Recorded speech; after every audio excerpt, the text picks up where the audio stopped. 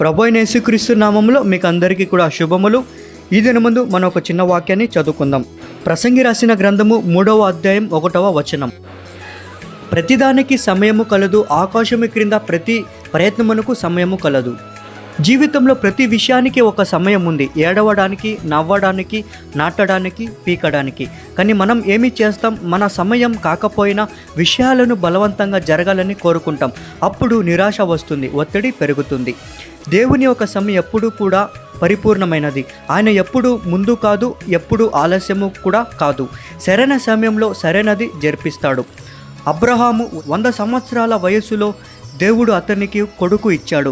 ఆలస్యంగా అనిపించింది, కానీ అది దేవుని యొక్క పరిపూర్ణమైన సమయం. మీరు ఆతృతగా ఎదురు చూస్తున్న విషయం ఏమిటి? ఈరోజు దానిని దేవుని చేతికి వదిలేయండి. ఆయన సమయాన్ని నమ్మండి. దేవుడు ఆలస్యం చేయడు. ఆయన సమయానికి అద్భుతం చేస్తాడు. ఆమేన్.